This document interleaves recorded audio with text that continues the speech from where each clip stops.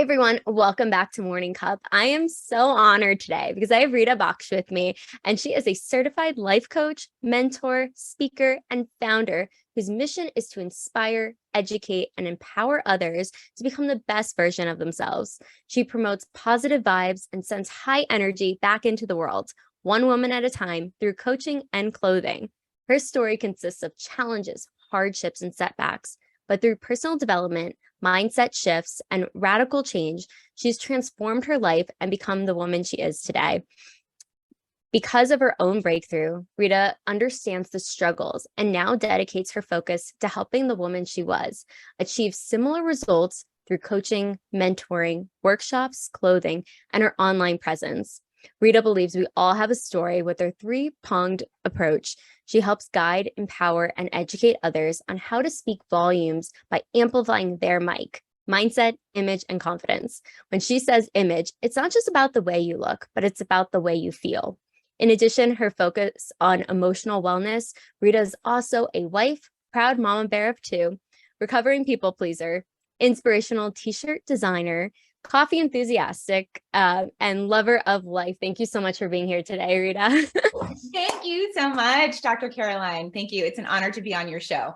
It's an honor to have you. And we go a few years back, and I'm just so honored to have you here today because I remember the beginning of your journey, and now you are here today. So if you could let us know in a nutshell what your journey's been like to get you here today.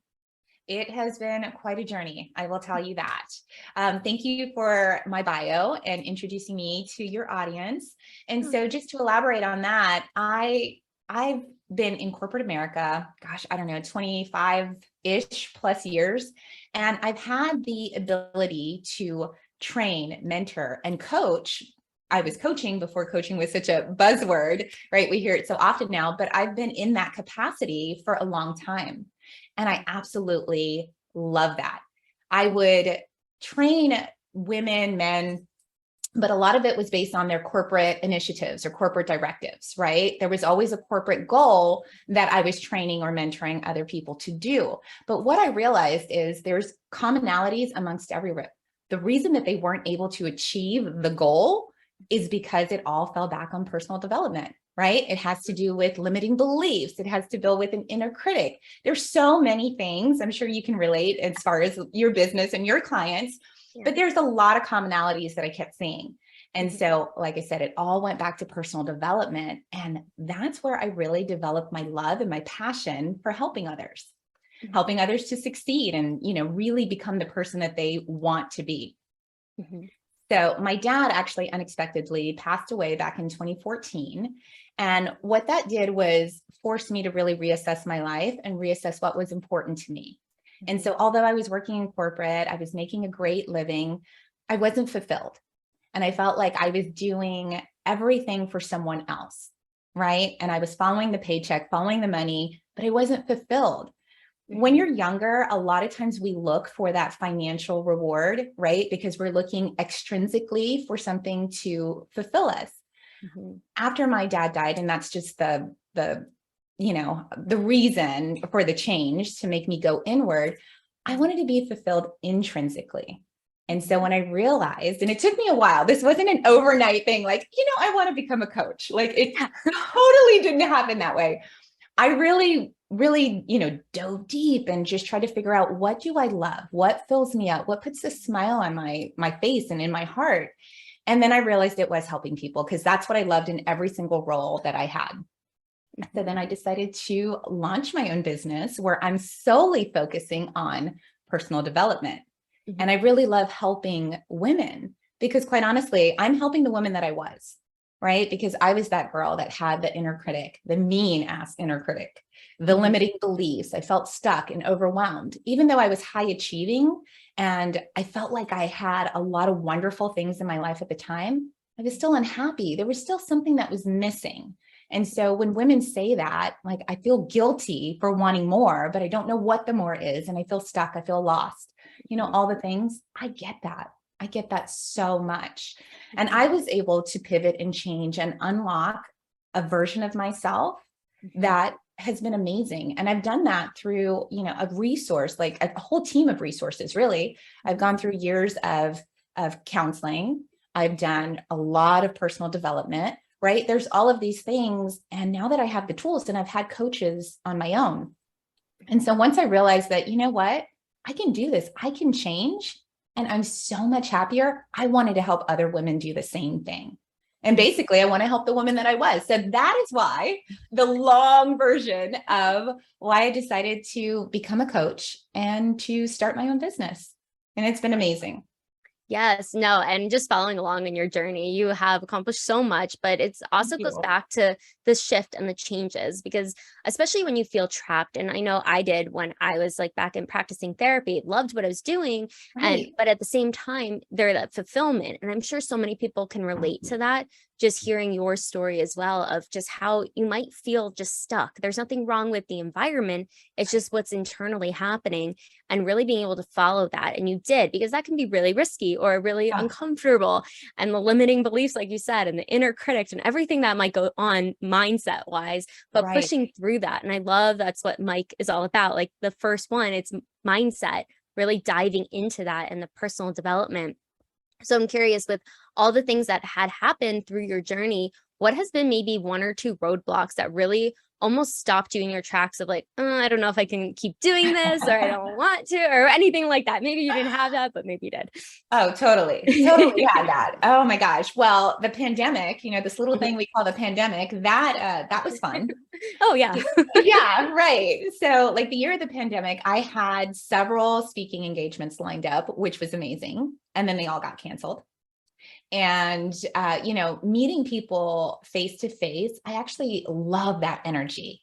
Oh my gosh, Caroline, like just feeding off of people. Zoom meetings are great. Virtual meetings are great. But for me personally, because I speak in energy, so I really love that one-on-one connection. And of course, we didn't have the ability to do that. So within my business, I had to pivot and I had to shift. And it wasn't something that I would have chosen for myself or my business, but it was something, it forced us to be creative, right? Mm-hmm. But what I realized in that year of the pandemic, I wasn't hitting any of my numbers. I wasn't hitting all of these goals that I had set for me, because I was on a momentum. I was on an upward trajectory. And then when the world shut down, I felt like my business did too. And I started to become or feel defeated, right? And I think as an entrepreneur, that one of the things that we don't necessarily spend a lot of time focusing on is the mindset piece. So when we're talking about Mike, like a lot of things that I work with my clients are the three-pronged approach that you spoke about in my bio, and it's mindset, image, and confidence. And when I say image, right, it's not just about the way that you look, but it's about the way that you feel, the way that you show up. And so because I wasn't hitting those numbers and my targets, my default settings started to enter back into my head. The imposter syndrome. Can I do this? Why am I doing this? Am I capable of doing this? Am I fraud? All of the things. And so it was the mindset piece that I wasn't 100% ready to take on this business within the pandemic and all of those things. Mm-hmm. So it did get to a point where I was burning out. And this was in the very beginning of my business too, where I was working nonstop. I mean, I was hustling. I would, anytime I was doing something, I was learning, driving, listening to a podcast, listening to educational, video material. I'm in the shower, same thing. I got a waterproof speaker just so I could listen. I mean, nonstop. I would fall asleep with my iPad or my phone, like on my stomach, because it was in the middle of a training. Yeah, it was, the life of a new entrepreneur. I can relate. You can relate. Right? So many of us do this. Like I was so thirsty and hungry for it. Yeah. But I had no time for myself. So when I was working with my clients, the clients that I did have, I was then trying to teach them how to have balance, but I myself was not living a balanced life. And so I felt like a hypocrite. And there was a lot of things that I had to kind of dial back and really reassess as a business owner and what I wanted to do and what I wanted to achieve. So those were a couple of things. The balance, that was one. The not meeting my expectations or my goals, that was another one. And my mindset not being in the right place. So those were three things in the beginning of my business that was a huge challenge. And so what I really did to combat that is remember the tools, right? Remember what I was taught, listen to what I'm actually teaching other women to do, and live that and be that and become more mindful. I know a lot of people use those terms and it just sounds great, but that at the end of the day, what does that really mean? Yeah. And so, right? I mean, it's going to look different for everybody. Yeah. And so for me, I would say, just as a word of advice, like if there was something that I could have done differently, I would have really reassessed my targets of what success looks like. Because what success looks like for me may be different from what it looks like for you, or, you know, Suzanne, Joanne, Lucy, like everybody's going to have a different target of what defines success. And once I actually took time to do that, I realized that I was successful. Because it wasn't just about meeting a certain number. It was also about engagement. It was also about interaction and feedback and all of these things that filled my cup, but I wasn't paying attention because I was so focused on this number, because in my mind, this number equated to success, when in fact, that was not my true definition of success. You were spot on that, like with success, because so many people have this idea of like success and what it maybe looks like in a book or something like that. But its reality is what is successful to us. It might be a number, but it might also be our relationships, engagement, being able to take care of ourselves, having that balance. Because I know, just like you in the beginning, I was constantly my podcast, everything, I was working, but then I have a YouTube like audio in the background, like it was just nonstop. And I think a lot of times in the beginning, because you are thirsty, you all want to like learn so much and absorb everything around you. However, you're not going to be able to take care of yourself if you're just constantly going, you have no downtime. So I'm glad you brought that up, because it's something that I think is a hard transition, especially if you've been working so hard in like your previous job or career, and then you pivot into something else because it's new and exciting. It will also potentially burn you out if you're not careful. But I love that you brought up the success piece, because I think it's really true. What it looks like for everybody is different, and getting so clear on it for yourself, but other people listening too, understanding that it's not going to be black and white. There's a lot of gray there of what it looks like and how that can really transpire, but it doesn't have to be a number. I mean, if that's what your success is, cool. But if it's not, that's okay too. And I think that's important to recognize. And I'm glad that we're talking about that, because I don't think it's talked about enough, where it's showing too, everybody is different and everyone's coming from a different lens. So looking at that. But thank you for sharing those roadblocks as well, because I think they're very transparent across the board for so many people, and understanding what makes sense and what doesn't. And even with just all the success you have had, because I know you've had lots of clients in different capacities, and I have a soft spot for the teen girls, and I would love for you to share one about a client success story, but also about the groups that you've run as well. Well, yes, thank you for asking. You know, during the pandemic, so towards the end of the year, I had already planned it from the beginning of the year that I was going to do an in-person teen workshop. And this was based on all the core values: self-love, self-respect, self-worth, self-care, you know, all the things, right? And like I said, the pandemic, like if I had $1 for every time I said pandemic in this interview. I mean, it would be everybody. I think everybody can relate. Right. So with that, I mean, I still did it. And I know that, so I had a handful of girls, because of course there were a lot of parents that were a little apprehensive of doing an in-person, which I completely understood. But luckily the space that I had, the people over there, they were wonderful. They gave me their largest room just so I could space everyone out in a great manner. It was phenomenal. And running that filled my cup so much to be able to teach these girls about things that you would never really think of at that age. You know, I did some market research on that, and I asked women, you know, over 30, I asked 100 women, what is something that you wish you were taught back in your teen years that, you know, was hard for you to learn as an adult? And so I took all of those answers and I compiled a workshop, and I built a program around it. And it was just wonderful. There was actually one girl in there that came up to me afterwards, and she thanked me. There were tears in her eyes. And she's like, I never even thought about self-love and what that meant, and self-respect. And she said to me about self-care. There were so many girls that didn't really understand what self-care meant. A Mhm. lot of them said, oh yeah, my mom will go get a massage or a mani-pedi. And I said, well, that's just a physical form of self-care, but self-care is so much more, and Mhm. understanding the importance of it. So for me, if I said one thing that might change their trajectory as they go into adulthood, Mhm. that for me was worth the entire event. Oh.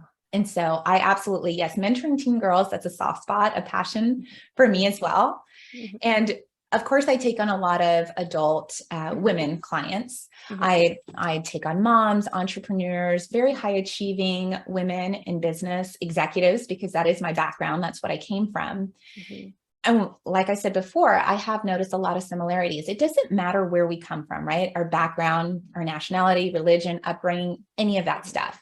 What you're going to see as we get older, we have the same feelings. It may be different reasons why we have those feelings, but it's the same things over and over. So one of my most recent clients, she was amazing. She came to me and, her family, she felt like they were a little demanding, and she felt like she always had to be there. She always had to say yes to everything. And she's given more than she's getting back. And I know you know where I'm going with Oh, this. yes. Yes, 100% she was a people pleaser, Yep, right? Yes, you and I both are recovering people pleasers. we are. There's an anonymous group having. Yeah, that's our support group.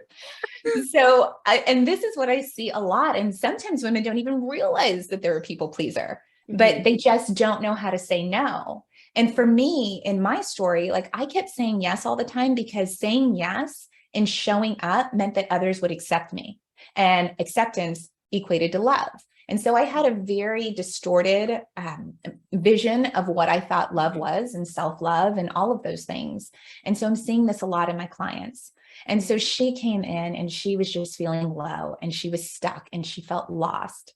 And so what we did, and what I do with a lot of my clients, is I help her to set boundaries. And Mhm. most often, I mean, there could be time boundaries, physical boundaries, boundaries with other people.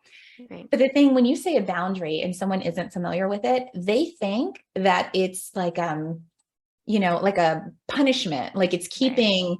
it's keeping someone out. It's like an ultimatum, and that's not what it is. A Mhm. boundary is meant to protect what's in here. It's meant to protect your peace. Mhm. And usually the people who get upset by you setting boundaries are the ones that actually need the boundary. Mhm. Oh, 100%. 100%. They don't So like you're standing your ground. right. And they just don't understand it. And a Yeah. lot of women, they come in and they feel guilty. Like, I can't do this. I can't turn the focus inward, because that means I'm being selfish. Yeah. And so for this particular client, she was wonderful, right? Because she was just like I was. Looking at taking time for yourself means Mm. you're taking time away from your loved ones. And she felt guilty. There's the mom guilt, there's the wife Yeah. guilt. And I so get that. But when you focus on yourself and what I helped her to see, it's not saying that you matter more. It's saying that you matter as well. Like, you matter too. Mhm. And when we can give from a place of abundance, when we feel like we are renewed and regenerated and nourished, then Mhm. we can actually give more. When we're giving from a place of scarcity, like, okay, I'm running, I got to be somewhere all the time. I have to be that person for everyone. Yeah. We are running, we are at a deficient level, Mhm. right? We're completely depleted. And that's when you start to see women are getting burnt out. They're short tempered, they're overwhelmed. And what they're doing is they're blowing up, and they're losing their cool in different situations. And then they're sitting in regret. And they're like, how can I get out of this bullshit pattern, right? Because it's just Yeah. round and round. It's a vicious cycle. How do I get off of the hamster wheel? And that's what this client, I was able to help her Mhm. open the door, gracefully step Mhm. off that hamster wheel. And now she has so much more balance. Oh. She's so much happier. And Mhm. she actually said in the beginning, it was difficult to set the boundaries, especially with her loved ones, but then they Okay. begin to respect it and they understand it. And so Mhm. she feels like she has healthier relationships now because of it. Oh, it's so amazing to hear, like, just the work that you've done for, like, helping her realize too how boundaries, a lot of times, outside of just people thinking like it's a punishment, it's also a way of respect and honoring ourselves as Yes. well. And that's exactly what it sounds like.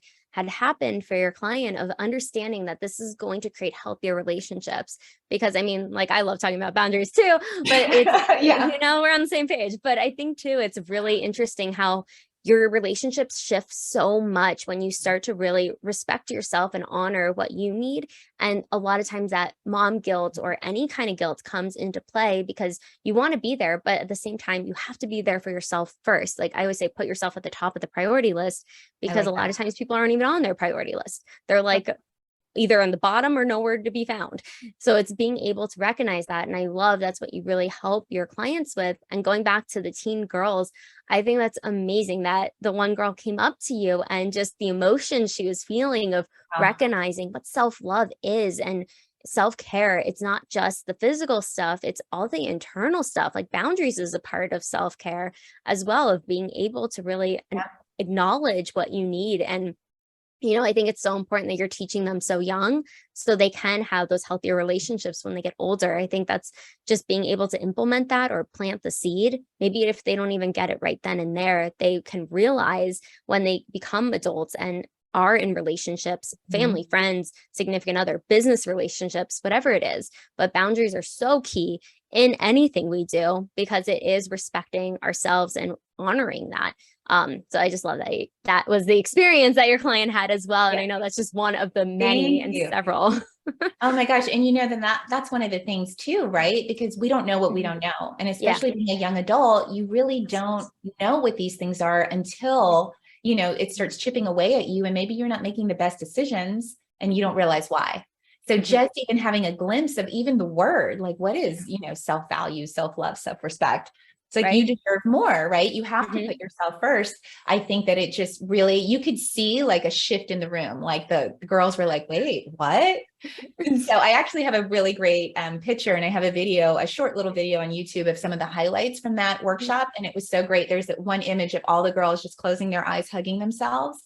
And it was Oh, such a powerful moment for me as a coach to see mhm. that because the girls felt moved. So Mhm. it was really wonderful. Oh, that's beautiful. And I think I saw Yeah. that too a while back. Yeah, Yes. it's incredible the power and the shift. And also too, a lot of times we don't learn growing up those Mhm. things. Like if Right. our parents didn't learn it from their parents, just it wasn't taught to them. So they don't know. So they're learning. So Great. even I'm sure a lot of your teen girls have been able to implement that for their moms or dads or anyone they live with as well, like from their shift, because they're learning from each other essentially. That's such a great point. It's a ripple effect, right? Yeah. And so I take so much pride in what Mhm. I'm doing right now because that's exactly what it is when we're talking about being intrinsically fulfilled. It's Mhm. like you take that and then you help others, right? You help your peers, you help your parents. I love that you brought that up because so many times, right? Because I Mhm. do believe like my parents did the best they could with what they had, right? Exactly. Yes. But right. So now what I realized back then, Mhm. the woman that I was, I realized what I was doing. I was taking the recycled lessons I had learned from my parents and using that as the blueprint on how to live my life. Mm, Because like I said, we don't know what we don't know. And right. so in learning all of this stuff and in getting certified and my, all my years in corporate America, all of those things, life experiences, upbringing, circumstances, Yeah. you mesh all of that together and you can Mhm. do amazing things. Mhm. So kind of tying that back to deciding to start my own business, I Mhm. took all of that and I realized, I do know something about something, right? Yeah, I think so. Because that imposter syndrome where I'm like, can I do this? I don't know. The doubt started to fill. But when you really sit down and assess your life and you look at all the things that you've been through, Mhm. Yeah. you have a story. We all have a story, Mhm. right? And it's Absolutely. your ability, and I feel like your responsibility to help others if and when you can, because there is Mhm. that ripple effect and you are creating a better world because when we know better, we can do better. My Mhm. eventually. Amazing. 100%. Well said. I mean, I think we should hear that every day. I agree. I agree 100%. Because it's true. It's true. And I'm curious because I know you don't just coach and mentor as well, but you also have a clothing line. Can you share a little bit of that journey? Because it's not something that we've talked a lot about on here, but I would love to hear your experience of why you decided to start the clothing line. And I know you have other things too outside of clothing, but what was that pivotal moment of I want to start this and what has that looked like thus far? Oh, I love telling this story. So, being on this whole personal development journey and changing my life and changing my frequency, right? Because your mindset is the way that you view the world and you view yourself. Yeah. And so it really is a high. It's almost, it hits that dopamine, the endorphins. You just look at life so much differently if you're able to make that shift. And so once I did, like, I was big into wearing, like positive clothing and something uplifting. Mm-hmm. And I was on the search, and I kept looking and looking and looking, and I wasn't finding anything that I liked. Mm-hmm. And I remember telling my son at the time, gosh, I think he was maybe 12 at the time.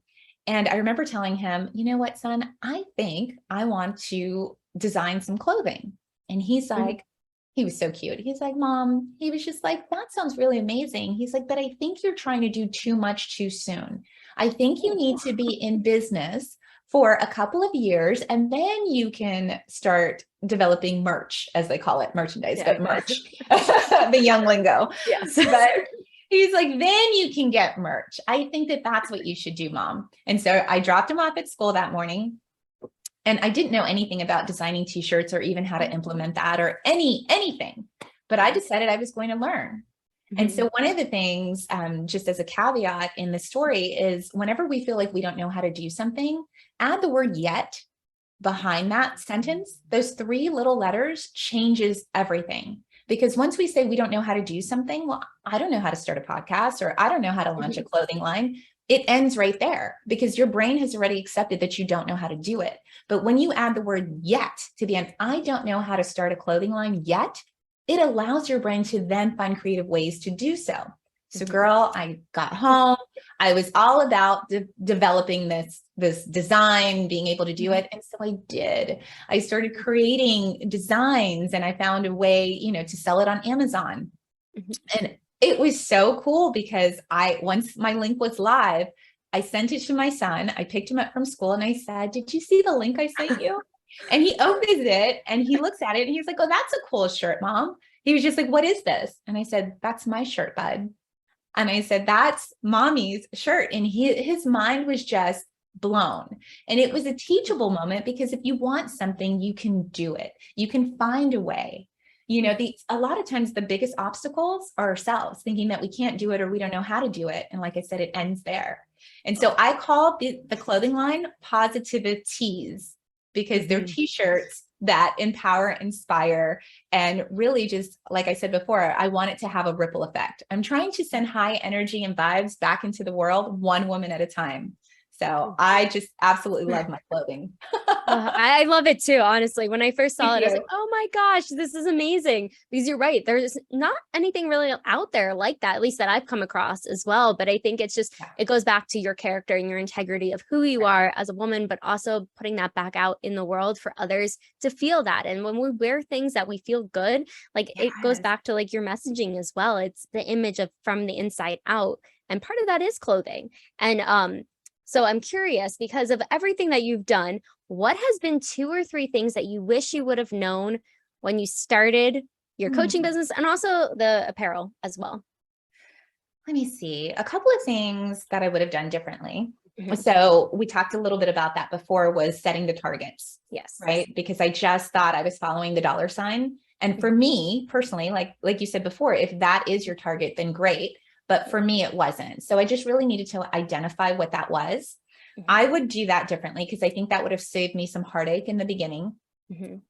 I would also, when it comes to failing, I wish I would have embraced it more. I've learned this along the way, but in the beginning, failing, and my definition of failing at the time, it was hard. Right?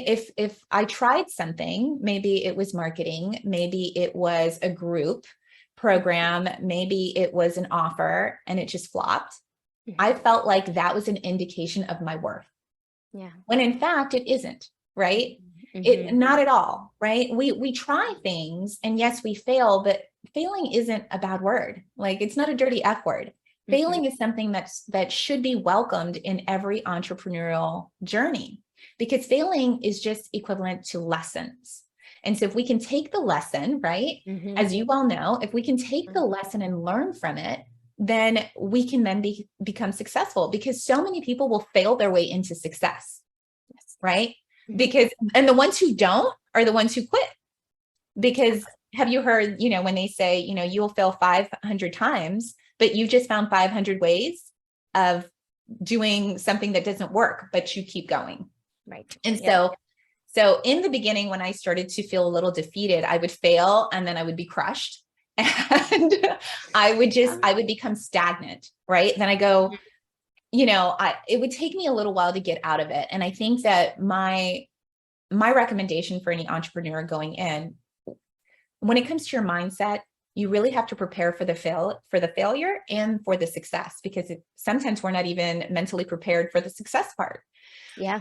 But for me, the failure, I would recommend seriously, like really looking at that as lessons. Remove the word failure with lessons and create a journal. This is something that I did along the way, but this is something I would tell a new entrepreneur starting out. Every time you fail at something, write it down. And then allow yourself a creative way of trying something else and write that down. And if that doesn't work, try something else, write that down. And so what that then does is creates a Bible for you. You had challenges and now you know what to do to still achieve your goal without compromising the mission, right? Change the method, not the mission. Yes. So that for me, that would have been a huge one. Like, I wish I had a mentor or a coach at the time to tell me that. I did after a while. I did. I mean, I've had a variety of coaches. I still have a coach now, but when I was going through that, I think that was one of the hardest lessons for me. So I would definitely recommend writing it down. I write everything down. So I would definitely recommend writing it down, because then you can actually see and compartmentalize really what's going on. A lot of times when we start to feel overwhelmed and anxious, it's because of the thoughts in our minds, right? It's unmanaged. And we think we have to do everything right at once. And that's why we start to feel, overextended. So once we can actually, like I said, do this data dump and put everything down on paper and actually see what's really going on, it helps to manage those erratic thoughts and the imposter syndrome and the failure, because it really isn't a failure, right? And then the other thing that I would recommend, I did do this, but I would recommend any entrepreneur out there is to get a wins journal. Celebrate your wins. A lot of people say this, but what does that really mean? I have, for my entrepreneur clients, and, my executive women, a lot of times they are so focused on that big goal that they don't take time to really recognize and acknowledge their wins. And what happens is the whole thing becomes very daunting to them, because all they can see is so far in the future and they're not achieving fast enough, as much as they want, the momentum isn't as clear to them because they can't see it. They're blinded by the big journey. So I recommend taking a wins journal, writing down these small successes each week. What did I win at? What did I do well? Write that down. What did I learn this week? Not what did I fail at? What did I learn? What can I take from this? Because it's so huge. And I like to, when I talk about celebrating wins, I like to use the analogy of when you're going to the gym or you've decided to work out, right? And you start to see physical changes in your body, that motivates you, right? Right? We see it. We're like, yes, I like the way I'm looking. I'm going to keep doing this. Right? So that's what small wins, emotional, mental can do for you. If you take a second to say, okay, I did this wonderful today. You're like, I'm going to sit down and celebrate. I'm going to anchor in what I'm feeling right now. That's going to keep you motivated, to help you keep the self-discipline and the motivation to keep going forward. If you miss that part, it's going to become a very long, daunting experience for you. And it's not just about the destination, right? It's also about the journey. Oh, those are amazing. And just to go back on the failure one, I think too, it's so important what you said, writing it down, because a lot of times I know, like, for instance, especially if you're a recovering perfectionist like me, yes, people pleaser, perfectionist, all that. All the things. There's a theme going here. I see it. You're my tribe. Way we connect. But I think too, I love what you said, writing down, like getting it out of your head too, because a lot of times, especially in the entrepreneurial world, you are going to have failures, but it's not a fail. It's just a step next to the next step. And Sarah Blankley, I think I'm saying her last name right, the one that Mhm. invented Spanx, Mhm. I heard on a podcast once, she had said that her dad every night at the dinner table would have them talk about their failures, and he would get upset if they didn't have anything they failed at, and it just reframed that mindset around being like failing at something. And I think too, as an entrepreneur, you don't want to be failing, of course not, but it's also Right. just you have more information now that you can use for the next thing, and you're able to navigate that. But I love writing it down. I never really even thought of that, so that was helpful for me too. Because Awesome. I fail all the time, but I've like learned Yeah. to deal with it. But I think it's just getting it out of your brain. It does something, pen to paper, or even in your note section on your phone. But having like a journal that's tangible, I think is an amazing tip as well. And celebrating the wins. I don't think we do that enough, because it's just like, oh, the next thing, just got Right. to move through it. But really taking that time to acknowledge it, I think is so important. So these are phenomenal. Thank you. What When you look at your life, because I know you're a mother, I know you're a Yes. wife, I know you're a business owner, you do so many things. How do you integrate everything into motherhood, entrepreneurship, life, everything you do? Oh, that's a big question, Yeah, right? yes, Oh it my gosh. is. So I was failing at that in the beginning, as I was saying, when I was just trying to build my business and, burning the midnight oil. Mhm. So I did have to take a step backwards, right? Because I had to realize what was important to me. And the term when they say work-life balance, like I don't really believe like it's a balance, because when you look at the wheel of life, like I usually have my clients like kind of do an assessment, the wheel of life, Mhm. where are you deficient? Where do you want to work on? Yeah. But what I've noticed is we're not going to be equivalent or equal in every single area of your life, right? When you want to achieve balance, it's what's important to you at that moment or in that time, because we all change. What was important to me in my 20s and my 30s is different now for what's important to me in my 40s. Exactly. And so for me, like I said, I had to set some boundaries, and the boundaries, I would tell you, it's so funny. Like when I was really looking at boundaries to set, the biggest boundaries that I need to set with myself. And Yeah. I kept crossing my own boundaries. I'm like, okay, all right, I really got to like crack the whip on myself, because I have to set them, but yet I have to honor them. Right. Mhm. And Yeah. then when I started giving too much of myself to everyone else, what I realized, I kept putting myself last. Right. And a lot of people have heard it before, like in the airplane, you're supposed to put your mask on first, Mhm. all the things, yada, yada. Yeah. But it is so true. There's so much truth to that. And Mhm. once I started realizing, okay, I have to put myself first because I am also important. Yeah. Then I realized that I could, like I said before, give from a place of abundance and not scarcity, because I was so deficient in so many areas. So as I mentioned to you before, I actually put a pause on doing some presentations, some Yeah. podcast interview requests. Mhm. It's just my time was depleting. I was overbooked, overworked, and I started to get exhausted. And what I realized is I didn't become a coach, a personal development coach, to be exhausted, right? I Mhm. wanted to have a good work life. I believe you used the term once, integration, right? A work Yes. life Mhm. integration, which I really like, Mhm. because I needed to figure out what was important to me. So yes, I have my kids. I have two beautiful kids. I've been married for almost 20 years now. And so what's important to me, those are the areas that on my calendar, I have specific time that I block out for myself, for my family, and for my business. I'm very structured, and I know not a lot of people are. I'm very type A. I'm very organized, Mhm. right? And I feel like for me, I've not that one is better than another, but it's just understanding your personality type and what areas you're strong in, what areas you do well in, Mhm. and figure out really like what's important to you, and then how can I manage that within the time that I have. And so there's something that I like to do with my clients too, that I ask them to pay attention to your day, right? Start from the time you wake up to the time you go to sleep. Tell me, what hours of the day do you feel most creative? Do you have the most energy? Do you feel sluggish?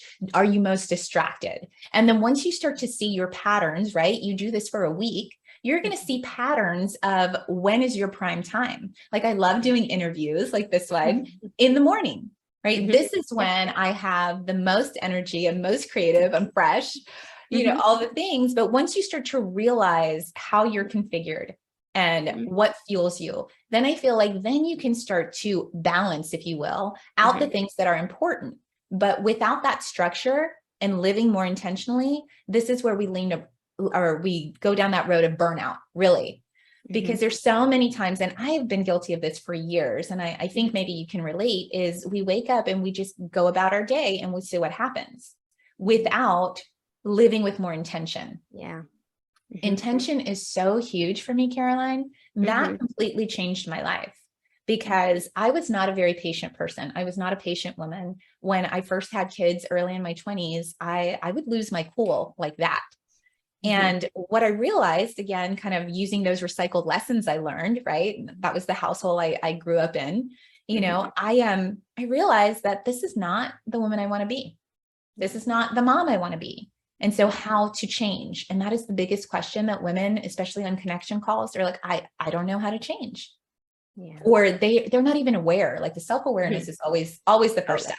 We can't make changes if we're not even aware of what's happening. 100%. But for me, just a quick little story with being more intentional. I wasn't patient, and I wanted to become patient, because when I would lose my cool, my anxiety, panic attacks, like you name it, it was a whirlwind, and I wasn't happy, and I didn't know how to change that. As soon as I started setting an intention of who I wanted to be, then I slowly over time became that woman. You ask my kids now, you know, when was the last time you heard your mom raise her voice or lose her cool? They can't even tell you, because I'm such a different person. So a tip I know it's not necessarily an entrepreneurial tip, I mean, but it could be, but just personal development in general for anyone out there listening, decide who you want to be when you wake up in the morning. Do I want to be a patient person? Do I want to be a more confident person? Just decide what's important to you. And then everything that comes your way that day, respond in that manner, become that person. And over time, you will be that person. So that's one of the things that I help my clients with their mindset, their image, and their confidence, is setting that intention so you can show up as the person that you want to be. Because as we all know, right, like 7% of communication is verbal. 7%. Yeah. So 93% is nonverbal. So, right. And then first impressions, you know, people make first impression judgments like this, and it's not the first time you speak, it's the first time you're seen. And so that has to do with your presence, your aura, all of those good things. And so when you can come from a good place and you're happy with who you are, you show up so much differently in this world. So I love that. that was needed. That tip was very needed, because I do think we have the ability to change, but you're right. It comes to self-awareness to know that something needs to change, but really being honest with ourselves and showing up as such. So, I've been loving this conversation. Yes. We're going to jump into the rapid fire questions if you're ready for them. Yes. All right, let's do this. What motivates you to work smarter? To work smarter. Well, you know, a big thing for me is really my kids, right? And honestly, like even going back to the entrepreneurial journey is knowing your why. And my why is my kids. I wanted to show them even later on in life that if there's something that you want, you can do it. You can achieve it, right? Because I was in corporate America for so long. And then I decided to go out on my own midlife. And it was scary, but it's okay. It can be scary, do it anyways, right? Yes, absolutely. We can do it messy, and it doesn't have to be perfect. And so that is what actually motivates me, is to see that next generation take some lessons from my journey and my perspective and be able to implement that in their life. Because my husband and I, we always say that we want our kids to look at life as our ceiling is their floor. So the highest that we can achieve, that's their stepping point. And we want to be able to give that to them. I love that analogy. Thank you. It's true. It's true. We want everything better for the next generation. And like we learn new information and being able to. I love that goal. Thank you. That is the goal. And if you were a superhero, what would be your powers? Oh, this is always such a fun question. I want to know yours too. But for me, I always thought that mind control would be pretty cool. That'd be cool. That would be so cool. But quite honestly, and let me see if I can say this right, if I can articulate it right, but mind control in the sense that I would love to be able to have the ability to let people see themselves as someone who loves them, sees them. Mhm. Meaning that it's so hard for so many women and probably so many men too, Mhm. just people in general, to love themselves. We Yeah. can't, it's so hard to look at ourselves through the eyes of other people because we're so overly critical of ourselves. So I would love to be able to show people how someone who loves them looks at them so that they can feel that warmth. They can feel that energy, because if people love themselves more, they would come from a different place, from a higher vibration. And I just think the world would be overall just nicer and kinder. Oh, I love that. That's I think people would see so many differences too of just how Yeah. you're right, like how people view them. I think it's so key. Right. Yes, because so many times people are like, oh, and I've heard people do it. And Mhm. I used to do it when I was younger, but oh, you're so stupid. Like when you make a mistake, Yeah. you say this, right? And language is so powerful. Mhm. So to be able to not view yourself, because if it was a friend, you would never be like, oh, you made a mistake, you're so stupid, right? Like you Right. wouldn't say No, that to never. them. Never. Never. Okay, before the next question though, what would be your superpower? I've thought about this and I think part of it, like I love the idea of teleporting, but the Oh, real superpowered one is to be able to give the superpower to everybody that I've interviewed so far, like being able to like have them do that because it's just bringing more good in the world too. And oh, I I think love that. that's what I would do. Okay, I love it. I love it. And what is the most daring thing you've ever done? The most daring thing I've ever done, quite honestly, is allowing myself and giving my permission to myself to be myself, Mhm. because I didn't know who I was. I was really lost for a very long time, trying to fit in everyone else's box just because I needed love and I wanted to feel worthy and accepted. And I did that for so long, like I almost could get emotional still about it. But being able to just really step into my true authenticity, I feel was so scary because I felt like I would no longer get the love that I was getting, on the same level. But, and I have noticed that my circle has gotten smaller. And Mhm. for me right now, it's more quality over quantity. And I am so okay with that. But loving who I am is so important. And to me, that was the most daring thing that I've ever done. And that's why it's so important for me to teach others how to do that too. Leading by example. Yes, ma'am. 100%. And what is the phone app that you use the most?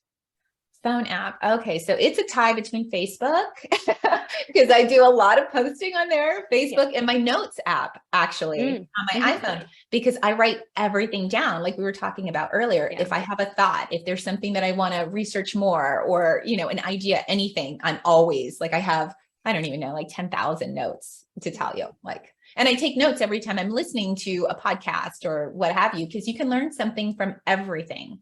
It's just, you have to go into it with an open mind and an open heart, but for sure. Open-minded. That's what it's about. 100%. And so if you were to have a movie about your life thus far, who would play you?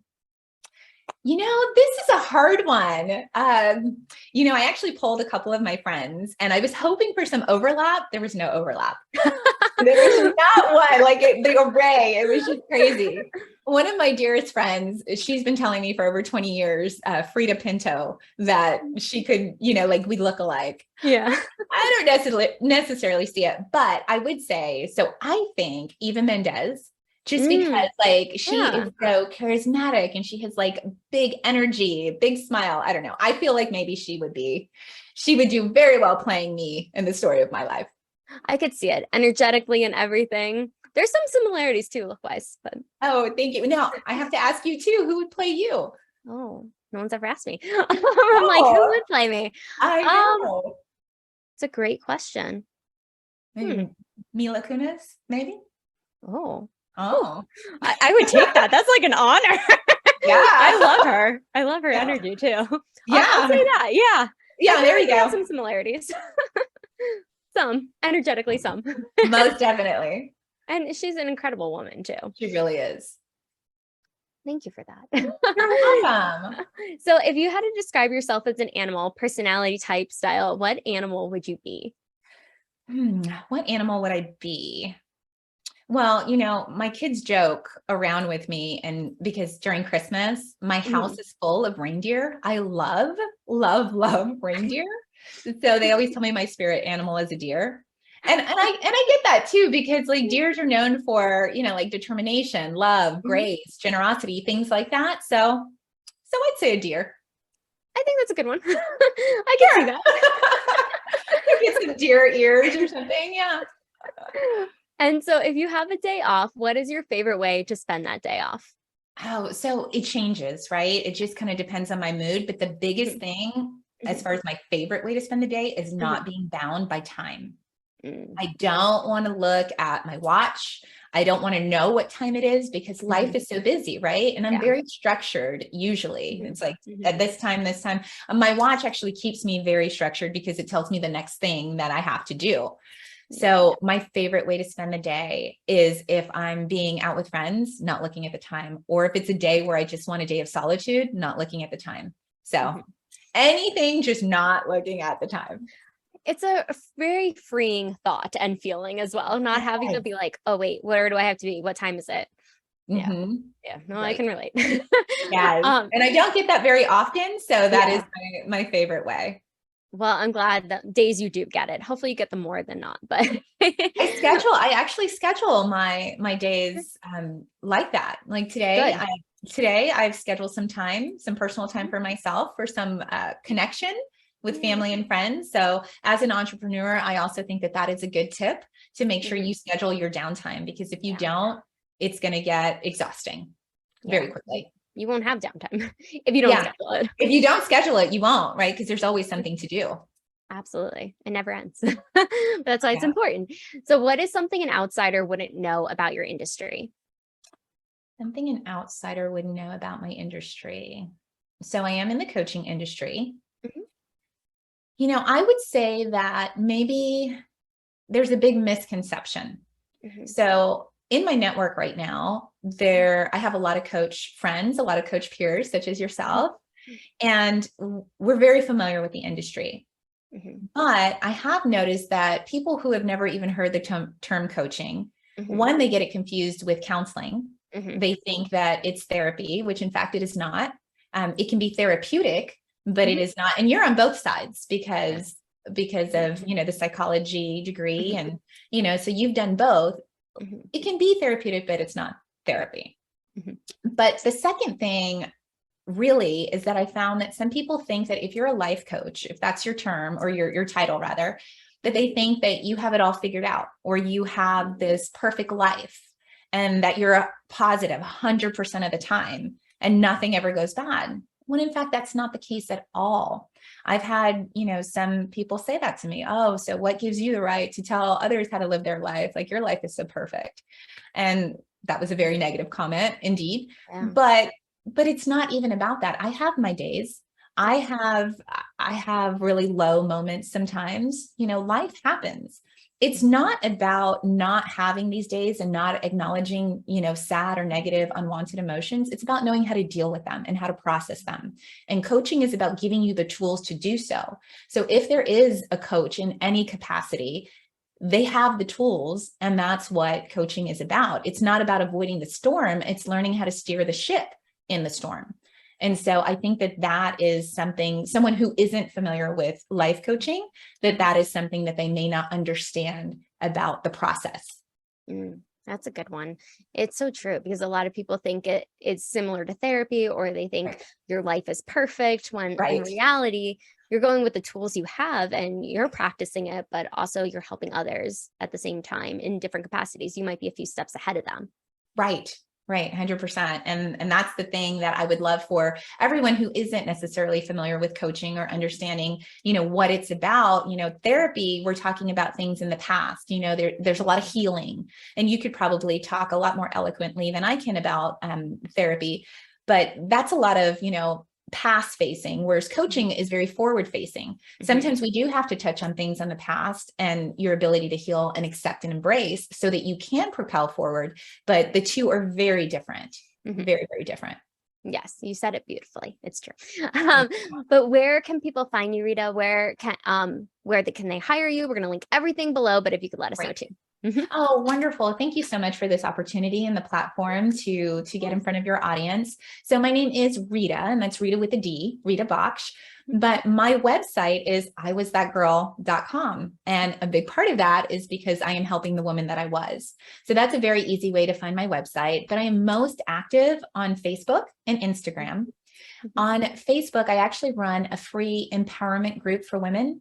And so I love having this platform for women to be able to join my group, join the community with a lot of like-minded women who want to learn and grow together.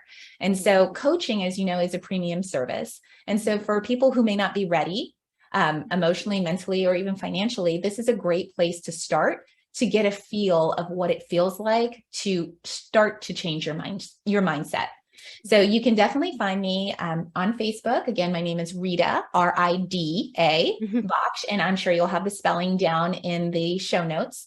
And then please do, women, I would invite you to join the Empowerment Coaching Collective. Come on and take a look, and I'd love to see you inside. Oh, thank you so much, Rita, for just coming on, sharing all your wisdom, all the ups, downs, everything in between. It's such a pleasure to see you again. It's been a while, but I'm so glad we get to share you with my audience as well, so they can get to meet you and your beautiful energy and soul. So thank you so much for coming on today. Thank you so much, Dr. Caroline. This was a pleasure. Thank you so much for the opportunity. Of course. Thank you. Make sure to like, subscribe, comment below. What was the biggest takeaway from Rita today? I'm sure she would love to see that comment as well. And we'll see you on the next video.